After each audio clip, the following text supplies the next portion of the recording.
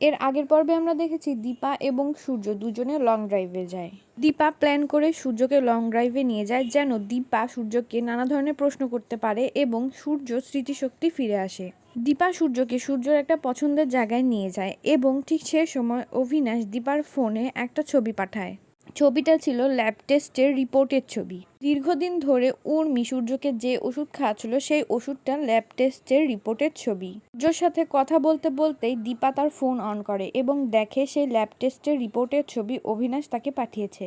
তখন দীপা এ প্রশ্ন ও প্রশ্ন সূর্যকে করতে করতে হঠাৎ করে সেই ল্যাব টেস্টের রিপোর্ট সূর্যকে দেখায়। দীপা সূর্যকে বলে, ডক্টরবাবু, আমি অনেক দিন ধরে উর্মির আচরণ খেয়াল করছিলাম। ও বারবার আপনাকে একটা ওষুধ খাওয়াতে চায়। আমি ওই ওষুধটার ল্যাব টেস্ট করিয়েছি। এই দেখুন ল্যাব টেস্টের রিপোর্ট। ল্যাব টেস্টের রিপোর্ট দেখে সূর্য অবাক হয়ে যায় এবং চমকে ওঠে।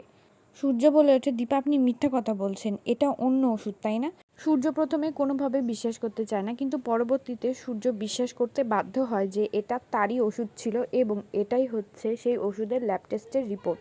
সূর্য ওই ওষুধের ল্যাব টেস্টের রিপোর্ট দেখে চমকে ওঠে এবং বলতে থাকে, এই ওষুধটা তো প্রচণ্ড ভয়ঙ্কর। তখন দীপা বলে, হ্যাঁ ডক্টরবাবু, আমার অনেক বেশি সন্দেহ হচ্ছিল উর্মির আচরণে, সেজন্য আমি এটাকে ল্যাব টেস্ট করিয়েছি।